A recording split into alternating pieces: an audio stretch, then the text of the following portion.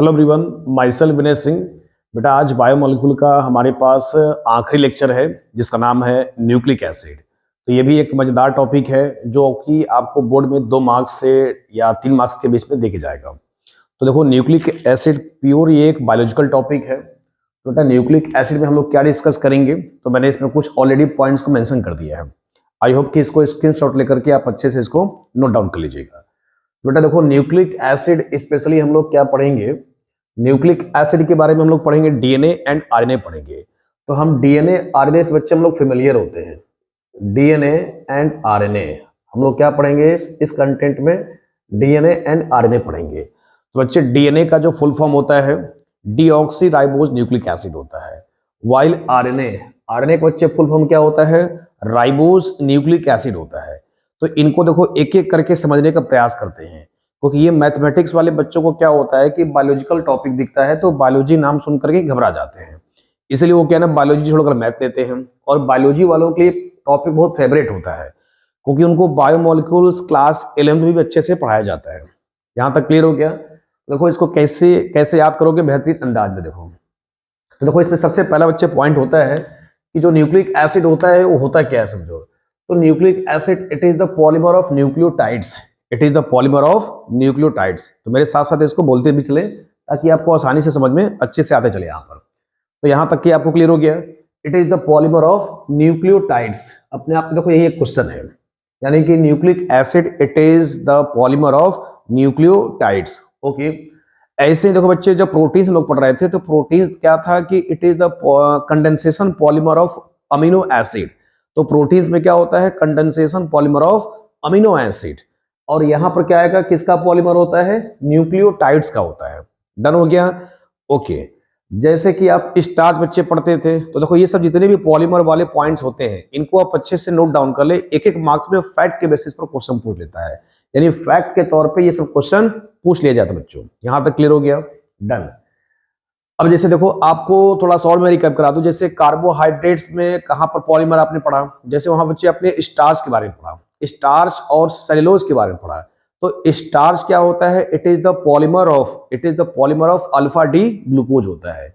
Cellulose क्या होता है, it is the polymer of beta D glucose होता है। तो जितने भी पॉलीमर्स वाले कंटेंट होते हैं मैं बोल रहा हूं, आप उसको अच्छे से नोट डाउन कर ले, पेपर में क्वेश्चन बनता है तो बनता है बच्चे। अब जरा देखो, तो आपको थोड़ा सा मैं इसको पहले अच्छे सिखा दूं, बाकी जो क्वेश्चन वगैरह होगा तो आप मेरे को कमेंट सेक्शन में भेज सकते हैं। आगे देखो बच्चे, तो ये हो गया न्यूक्लियोटाइड्स हो गया। तो न्यूक्लियोटाइड्स में देखो 3 कंपोनेंट बच्चे होते हैं। कौन कौन से होते हैं, पहला जो होता है पेंटोज सुगर होता है। ठीक है, ये तीनों कंपोनेंट आपको अच्छे से याद करना है और इनके बारे में एक एक करके हमें अच्छे से स्टडी करना है। तो पहला इसमें क्या होता है, पेंटोज सुगर होता है, फिर इसके बाद फॉस्फेट होता है, फिर इसके बाद बेटा नाइट्रोजनियस बेस होता है। तो न्यूक्लियोटाइड्स में 3 कंपोनेंट है। फिर से रिकैप कर लो, पेंटोज सुगर, फिर इसके बाद से फॉस्फेट है, फिर बेटा क्या है, नाइट्रोजनियस बेस है। देखो इसको इन शॉर्ट कहना है कि हम लोग शॉर्ट में याद कर सकते हैं, पीएस ले सकते हैं। पेंटोज सुगर को क्या लिख सकते हो, पीएस, और फॉस्फेट को सिंपली पी लिख लो, और बेटा इसको क्या लिख सकते हो, एन भी लिख सकते हो। तो न्यूक्लियोटाइड्स में 3 कंपोनेंट हो गए, पेंटोज सुगर हो गया, फॉस्फेट हो गया, नाइट्रोजनियस बेस हो गया। अब देखो इनको एक एक करके स्टडी कर लिया जाए अच्छे से। तो देखो बेस के बेटा सिंपली 2 टाइप्स होते हैं, यानी नाइट्रोजनियस बेस के 2 कंटेंट होते हैं। एक बच्चे आपके पास प्यूरिन बेस होता है और एक आपके पास बच्चे क्या होता है, पिरिमिडीन बेस होता है। एक प्यूरिन बेस है और एक पिरिमिडीन बेस होता है। यहां तक क्लियर हो गया। अब देखो प्यूरिन बेस में बच्चे सिंपली 2 आपके नाइट्रोजनियस बेस यूज किए जाते हैं, एक का नाम है एडेनिन और दूसरे का नाम है ग्वानिन नाम है। तो एडेनिन का सिंबल हम लोग यूज करते हैं ए से और ग्वानिन का सिंबल यूज करते हैं जी से, यानी एब्रिविएट में इसको यूज किया जाता है। क्लियर हो गया। अगला बच्चा है पिरिमिडीन है। तो पिरिमिडीन में थाइमिन यानी इसका सिंबल टी होता है, और देखो यूरासिल होता है। तो जब मैं आपको डीएनए आरएनए का डिफरेंस पढ़ाऊंगा तो उसमें क्या होता है कि पिरिमिडीन बेस, एक पिरिमिडीन बेस जो होता है गायब हो जाता है, यानी एक रहेगा और एक नहीं रहेगा। तो इसको मैं डिफरेंस सिखाऊंगा। यानी जो आप डीएनए की पर्टिकुलर बात करते हो तो डीएनए में जो थाइमिन जो पिरिमिडीन बेस होता है, यानी उसमें थाइमिन रहता है, ओके, और जो आरएनए होता है उसमें बच्चे क्या होता है, यूरासिल होता है। यहां तक क्लियर हो गया। इसी पॉइंट को आपको अच्छे से विजिट करना है, नोटिस करते रहना है। ओके, यानी आरएनए में कौन सा बेस होता है, यूरासिल, और बेटा डीएनए में कौन सा बेस होता है, थायमिन होता है। यानी कि आपके पास थायमिन डीएनए में, आरएनए में यूरासिल होता है पिरिमिडीन बेस के लिए, बाकी ऊपर के प्यूरिन बेस दोनों में कॉमन रहेगा। और नेक्स्ट है साइटोसिन है, साइटोसिन का सिंबल जो है हम लोग सी लेते हैं। ओके, तो बेटा हम लोगों ने क्या क्या क्लियर कर लिया, न्यूक्लियोटाइड क्लियर कर लिया। न्यूक्लियोटाइड में 3 कंपोनेंट है, पेंटोज शुगर है, नाइट्रोजनियस बेस है, फॉस्फेट है। अगला इसमें एक और टॉपिक पूछ लेता है 1 मार्क्स में, न्यूक्लियोसाइड क्या होता है, न्यूक्लियोटाइड क्या होता है। तो न्यूक्लियोटाइड तो आपको क्लियर हो गया है, पीएस होता है, एनबी होता है, फॉस्फेट होता है। अब न्यूक्लियोसाइड में बच्चे फॉस्फेट हो गया, यानी पेंटोज शुगर हो गया, और नाइट्रोजनियस बेस होता है। न्यूक्लियोसाइड में फॉस्फेट नहीं रहता है। आई होप कि आपको यहां तक क्लियर हो गया होगा। तो अब बच्चे देखो, पेंटोज शुगर को हम लोग डायग्राम कैसे बनाएंगे, तो इसमें अगला बच्चे पॉइंट क्या है, पेंटोज शुगर को लेकर के है। तो पेंटोज शुगर को देखो डायग्राम कैसे बनाओगे, आओ जरा इसको समझते हैं। तो पेंटोज शुगर के बारे में डायग्राम बनाते हैं और फिर इसको कनेक्टिविटी करने का प्रयास करते हैं कि कैसे हमारे पास डीएनए का डबल हेलिक स्ट्रैंड स्ट्रक्चर तैयार होता है। ठीक है, आओ जरा देखते हैं, पहले पेंटोज शुगर के बारे में समझते हैं, क्योंकि पूरा जो न्यूक्लियोटाइड का जो बेस होता है ना, वो आपका पेंटोज शुगर होता है। तो पहले इस डायग्राम को रिप्रेजेंट कर लिया जाए। देखो तो बेटा पेंटोज शुगर देखिए, ओके, आओ जरा इसको समझते हैं। तो इस वाले में जो स्ट्रक्चर बनता है, आओ स्ट्रक्चर जो है यह बनाते हैं। तो इसमें जो होता है, फ्यूरॉन की 5 कार्बन के लिए जो हम लोगों ने कार्बोहाइड्रेट सीखा था, तो इसमें हम लोगों ने फ्यूरॉन के बारे में बनाया था। तो फ्यूरॉन का स्ट्रक्चर कुछ ऐसे होता है। फिर इसमें डायग्राम कैसे बनाते हैं, जहां पर आपको बेंट दिखता है उसको क्या ना कि आप ऐसे दिखाओ, जहां पर बेंट दिखता है आप इसको ऐसे दिखाइए। ओके, यहां तक क्लियर हो गया? ठीक है बच्चे, यहां तक नोट कर लिए या यहां तक आपने समझ लिया अच्छे से? अब देखो बेटा, यहां पर स्पेशली क्या होता है ना, हम लोग बीटा लेते हैं। तो बीटा वाले में स्पेशली क्या होता है, बीटा वाले में देखो HOH, अगर OH नीचे हो जाए तो ऐसे वाले को हम लोग क्या बोलते हैं, बीटा बोलते हैं बच्चे यहां पर। ओके, तो पहले आप इतना स्क्रीनशॉट लो, फिर आगे देखते हैं।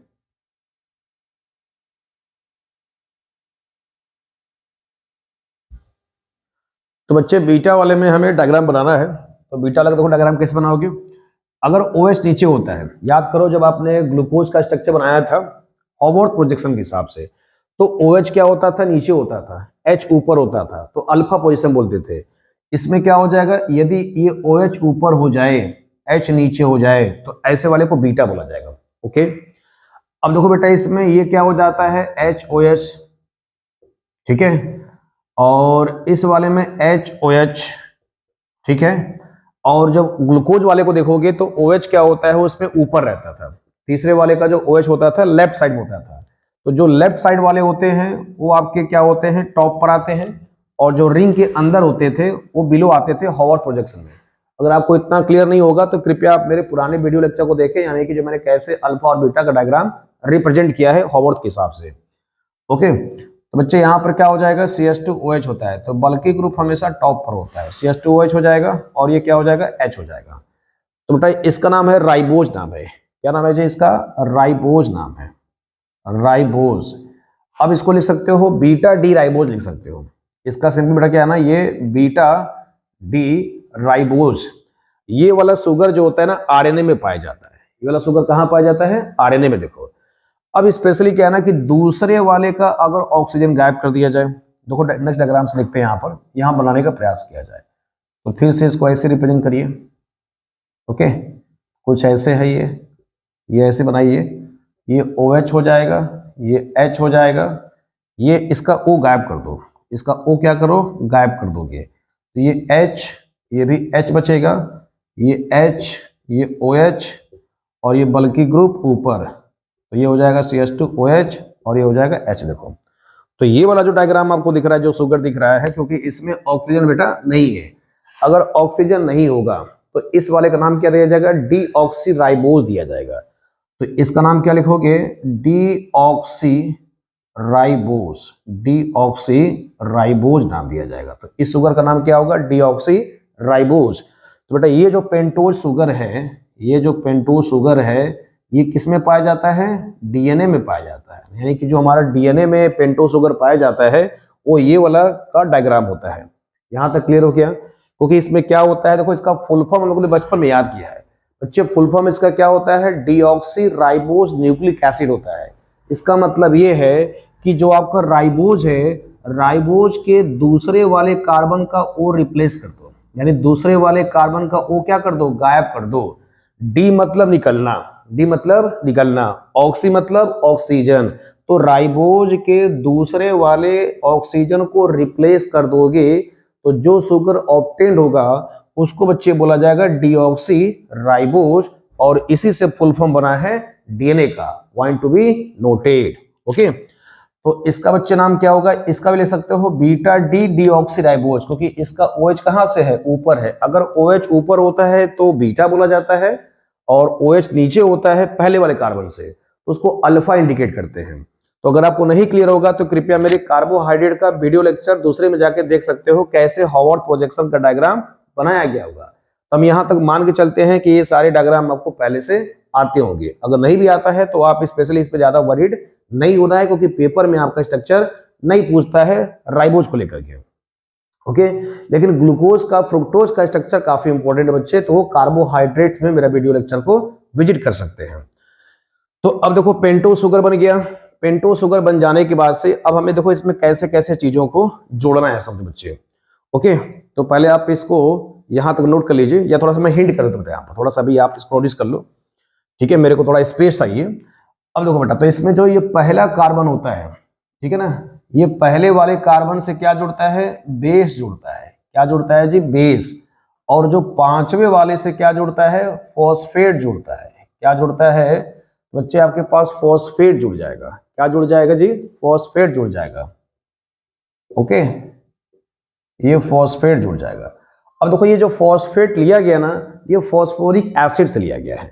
ओके, तो जरा देखो इसका डायग्राम अगर आप रिप्रेजेंट करोगे तो फॉस्फोरिक एसिड का बेटा डायग्राम कुछ ऐसे होता है, जो स्ट्रक्चरल फॉर्मूला है H3PO4 होता है। इसके भी डायग्राम को जानना है, तभी क्या ना कि सब चीजों को कैसे आप डीएनए के स्ट्रक्चर को तैयार कर पाओगे। तो H3PO4 डायग्राम बेटा इसका देखो कैसे बनता है, यानी कि ये एसिड है, तो जितने इसमें हाइड्रोजन है उतने पहले OH बना दो। सिंपल ट्रिक ये है कि जितना हाइड्रोजन दिखता है ना, उतने से पहले OH बना दो, ऐसे सिंपल। तो इसमें कितना हाइड्रोजन दिखता है जी, 3, तो 3 से कितना बनेगा OH, 3 बनेगा। ये आपने बना करके दिया। तो फॉस्फेट की देखो, ये सब क्या ना ऑब्जेक्टिव में क्वेश्चन पूछता है कि पेंटोज शुगर से बेस किस कार्बन से जुड़ता है, फॉस्फेट किस कार्बन से जुड़ता है। तो बेस किस कार्बन से, पहले कार्बन से, फॉस्फेट किस कार्बन से, पांचवें कार्बन से। ओके, तो ये सब जरा थोड़ा सा मैं देखो यहाँ पे करके दिखाना चाहता हूँ। आओ थोड़ा इस स्लाइड में आते हैं। तो बेटा ये हमारे पास आपके पास शुगर हो गया लाइक दिस। ओके, तो फिर से ये डायग्राम बना लीजिए। ठीक है, ये आपके पास बेस दिखा दो यहाँ पर, ये बेस हो गया है। अब बाकी चीजों को मैं इग्नोर कर दे रहा हूँ क्योंकि डायग्राम आपका बना हुआ है। अब मैं आपको कनेक्टिविटी दिखाना चाहता हूँ कि न्यूक्लियोटाइड कैसे एक कंपाइल स्ट्रक्चर में दिखा सकते हो। तो बेटा ये बेस पहले कार्बन से हो गया, यहाँ देखो CH2 होगा, यहाँ आप H में लिख सकते हो। चलो मैं सजा देता हूँ, ये H हो जाएगा, ये H हो जाएगा, इस वाले का H है, ये OH है, ये बच्चा H हो जाएगा। ये आपके पास देखो इस वाले का देखो कुछ ऐसे है, ये आपके पास HO है और ये आपके पास CH2 है। यहाँ तक क्लियर है। फॉस्फोरिक एसिड का देखो स्ट्रक्चर उधर आपके पास तैयार है। तो आपके पास O हो गया, P डबल बॉन्ड O हो जाएगा। यहाँ पर आपके पास देखो ये दोनों ऑक्सीजन को, ये दोनों हाइड्रोजन को यहाँ से ये बेटा रिप्लेस कर देता है। तो यहाँ पर क्या आएगा, माइनस आएगा, यहाँ पर भी माइनस आएगा। जब हाइड्रोजन हटेगा तो पीछे क्या छोड़ेगा, माइनस छोड़ेगा। यहाँ का भी जब हाइड्रोजन रिप्लेस करोगे तो पीछे क्या छोड़ेगा, माइनस छोड़ेगा। तो बुक्स में क्या ना कि इनको हाइड्रोजन को रिप्लेस करके दिखाता है। ओके, अब यहाँ पे देखो आपके पास बच्चे क्या आएगा, OH आएगा। तो आपका तरीका सिंपल क्या है, पानी निकाल दोगे। देखो इस वाले का क्या पकड़ोगे, CH2 वाले से OH पकड़ोगे, इसका H पकड़ोगे। तो मिला के जब पानी निकालोगे, देखो मैं इसको रिप्लेस कर देता हूँ, मैं रिप्लेस कर देता हूँ ताकि मेरा काम इजी हो जाए। तो बेटा आपके पास ये लिंकेज ऐसे जुड़ जाएगा। ओके, तो ये हो जाएगा CH2, ये हो जाएगा O के साथ। देखो तो ये आपके पास देखो न्यूक्लियोटाइड तैयार हो गया। तो this is the diagram of nucleotide. तो न्यूक्लियोटाइड का देखो हमारे पास डायग्राम बच्चे तैयार हो गया। ये फॉस्फेट हो गया, ये बेस हो गया, सॉरी ये फॉस्फेट है, ये आपके पास शुगर है। तो इसको देखो मैं ऐसे लिख सकता हूँ रिप्रेजेंटेशन में।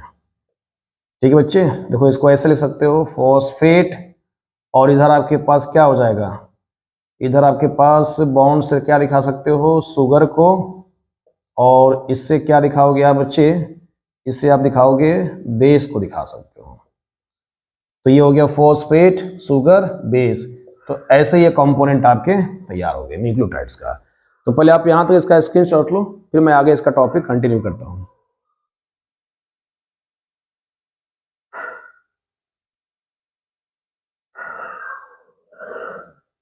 गए होंगे। तो अब इसमें आखिरी कंटेंट जो होगा हमारे पास, कैसे फॉस्फोडाइस्टर लिंकेज तैयार होता है।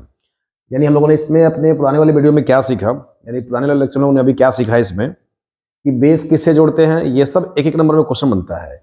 बेस बेटा जुड़ता है पहले वाले कार्बन से, यहां तक आपने नोटिस कर लिया। फॉस्फेट जुड़ता है किससे, पांचवें वाले कार्बन से, ये भी आपने सीख लिया। और आपके पास जब दो ऐसे न्यूक्लियोटाइड्स मिलते हैं तो पॉलीमर्स बनते हैं। अब तुमसे इसमें जो लिंकेज बनता है ना, वो भी क्वेश्चन पूछता है कि न्यूक्लियोटाइड्स में जो लिंकेज बनता है उस लिंकेज का बेटा नाम क्या होता है, फॉस्फोडाइस्टर लिंकेज आता है। ओके, अब देखो इसमें क्या हो गया, are C O, O R बन गए बच्चे। देखो जैसे ईस्टर का आपने क्या नोटिस किया है, R C O R notice किया है, किया है ना। देखो इस CH2 को बच्चे क्या ले लोगे, आर ले लिए, ऐसे समझो, ये हो जाएगा CO और ये O हो जाएगा, और ये पूरा आपके पास बेटा ये कार्बन हो जाएगा। तो ऐसे फील करो, ये CH2 वाला R हो जाएगा, और ये तुम्हारा फॉस्फोरस वाला क्या हो जाएगा, कार्बोनिल हो जाएगा, C डबल बॉन्ड O। फिर क्या आता है O, फिर क्या आता है देखो O, आगे क्या जुड़ जाएगा, कार्बन से जुड़ जाएगा।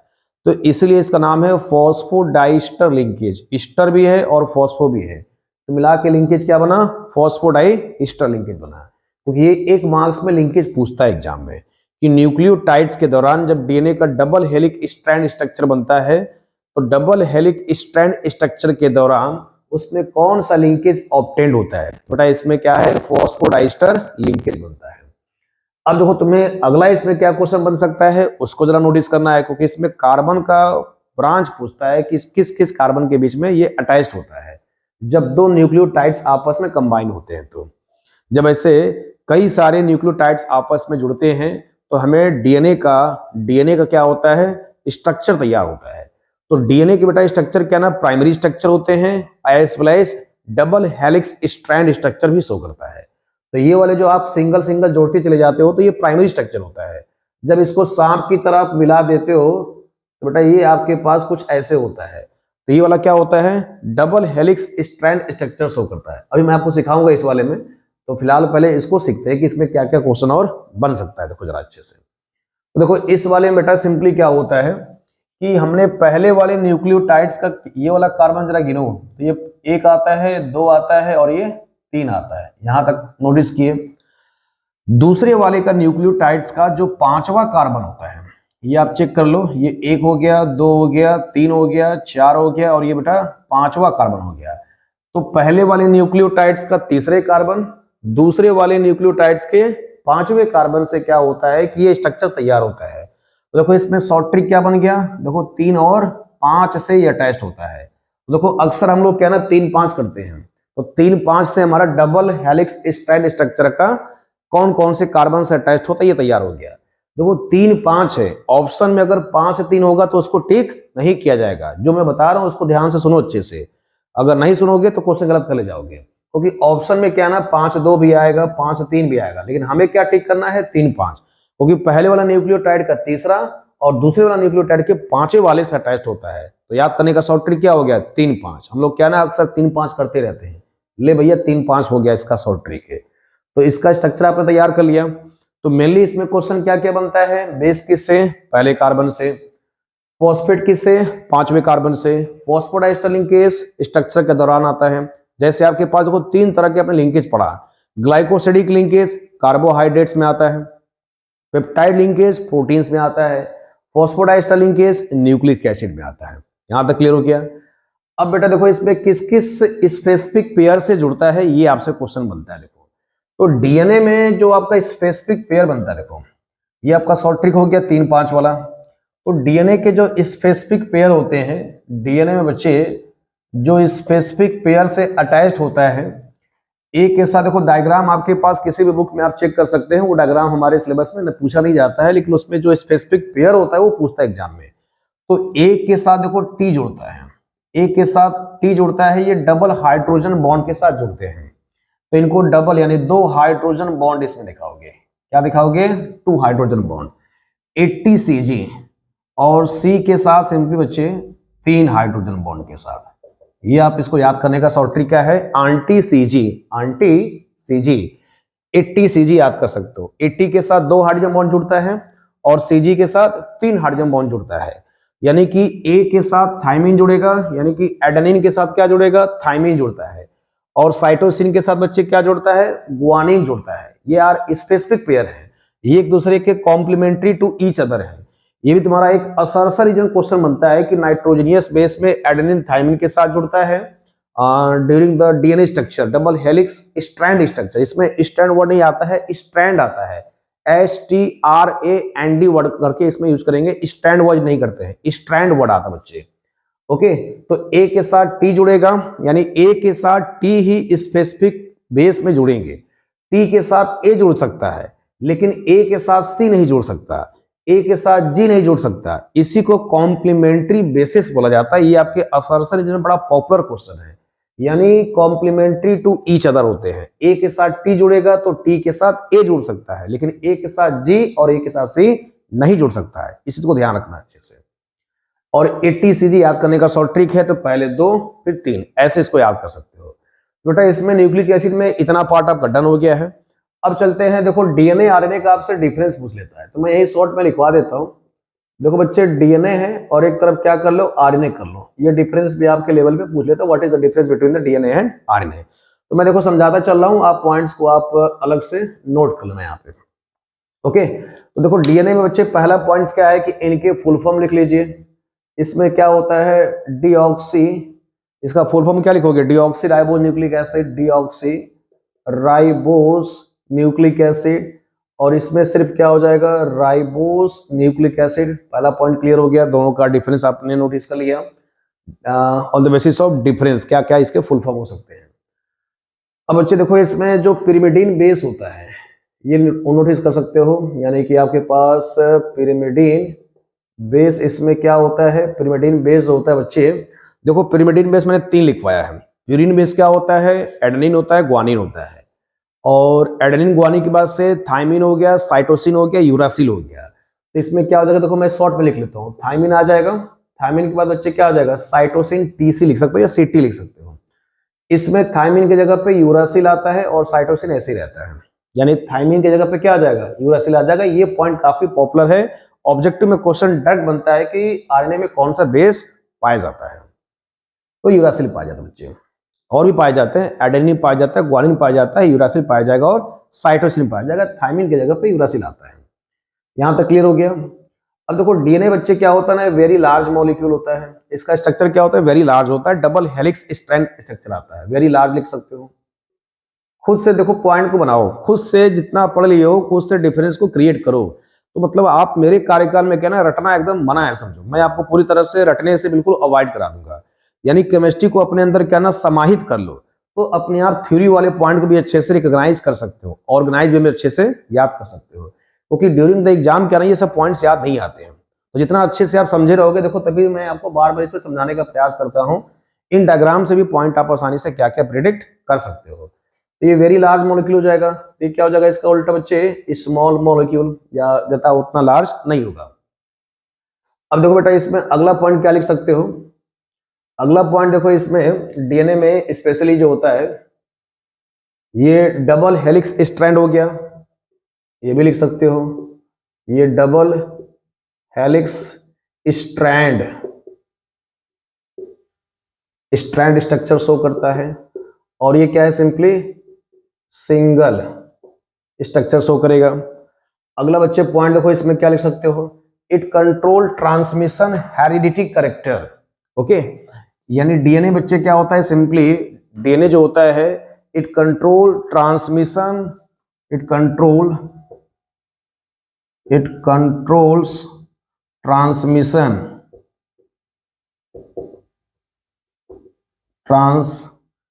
Heredity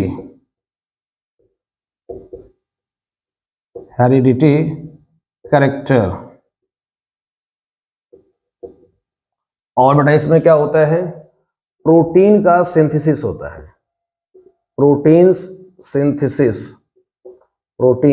synthesis in RNA. यानी आरएनए में तुम्हारा एक पॉइंट अलग से याद कर सकते हो, इसमें प्रोटीन का सिंथेसिस होता है। और डीएनए में बच्चे क्या होता है, ट्रांसमिशन हेरिडिटी कैरेक्टर, यानी कि जो पेरेंट्स से चाइल्ड तक चला आता है उसी को बोला जाता है हेरिडिटी, यानी जो हमें वंशानुगत चली आती है डीएनए वगैरह। यानी हमारे जो डीएनए होते हैं जो हमारे फादर के होंगे और वही चीजें चाइल्ड में चला आएगा। और देखो जो दूसरे व्यक्ति हैं उनके डीएनए क्या होते हैं, अलग होंगे समझो। अगर इसलिए कहना कि आज के डेट में डीएनए सबका बच्चे यूनिक होता है। इसी बेसिस पर क्या ना, फिंगर हमारे होते हैं, जो ये फिंगर्स होते हैं इनके क्या होते हैं, फिंगर टिप्स। यानी कि डॉक्टर अरविंद खुराना साहब थे जिन्होंने इसी डीएनए के कॉन्सेप्ट से फिंगरप्रिंट का कॉन्सेप्ट निकाला था। क्योंकि आज हर एक व्यक्ति का फिंगर प्रिंट अलग होता है समझो, वैसे ही हर एक व्यक्ति का डीएनए क्या होता है, अलग अलग होता है। इसलिए आज के डेट में इसको क्राइम के तौर पे बड़ा अच्छे से यूज किया जा सकता है। यानी इसको आज बड़ा प्लेंटीफुल इसका एप्लीकेशन है डीएनए के हमारे सिलेबस में आ जाने से। आज इससे क्राइम वगैरह कंट्रोल हो गया है। जो ऑर्फन वगैरह होते हैं उन बच्चों को भी हम ये पता कर सकते हैं कि हमारे पास इसके फादर्स मदर कहाँ पर हैं, या ऐसे कोई चीजें क्राइम के भी बेसिस पर हम चीजें इसको आसानी से प्रेडिक्ट कर सकते हैं। ये डीएनए के कॉन्सेप्ट के पढ़ने के बाद समझो, जब doctor Arvind Khurana fingerprint का कॉन्सेप्ट दिए थे। ओके, तो ये सारे इसके लॉट ऑफ एप्लीकेशन है। तो इसमें जो डीएनए का बच्चे जो स्ट्रक्चर प्रपोज किया था, James Watson and Crick model, तो ये आपके एनसीईआरटी में एक स्टोरी दिया गया है, तो आप इनको भी अच्छे से पढ़ सकते हैं। डीएनए का जो स्ट्रक्चर आया था, जो डबल हेलिक्स स्ट्रक्चर वाला आता है, इनके ये सपने में आया था। यहां तक क्लियर हो गया। तो डीएनए के जो स्ट्रक्चर्स होते हैं डबल हेलिक्स स्ट्रक्चर, ये किसने प्रपोज किया था, हु प्रपोज, तो James Watson and Crick model. तो दो ऐसे साइंटिस्ट थे जिन्होंने डबल हेलिक्स स्ट्रक्चर को प्रपोज किया था। Who gave, James Watson and Crick model. इसमें बच्चे एक चारगाफ रूल भी करके आता है, तो चारगाफ रूल आप अपने से इसको स्टडी कर सकते हैं। ओके, अब जरा देखो इसमें तो न्यूक्लिक एसिड का पोर्शन बच्चे यहां तक पूरी तरह से समाप्त हो गया है। अब इसमें एक छोटा सा आपका न्यूक्लिक एसिड में ही अगर आप छोटा सा यानी बायोमोलिक्यूल का टॉपिक पढ़ेंगे तो कभी कभी चीजें क्या ना विटामिन पूछ लेता है। तो बेटा विटामिन में जो क्वेश्चन पूछता है मैं उसको मेंशन कर देता हूं।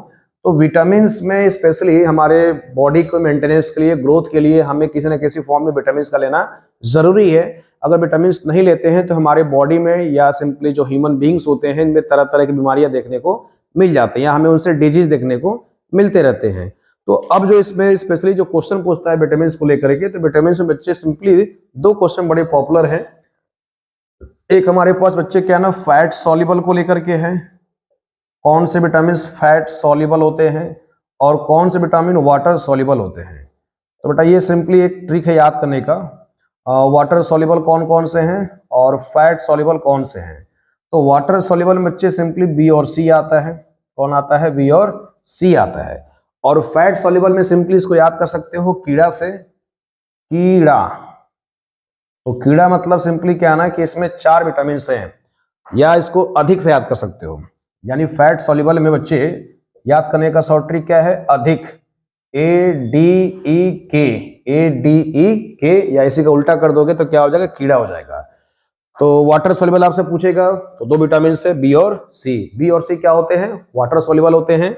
और फैट सॉल्युबल में कीड़ा यानी विटामिन के, vitamin E, vitamin D, vitamin A. तो इनके जो डिजीज होते हैं आप उनको अलग से पढ़ सकते हैं।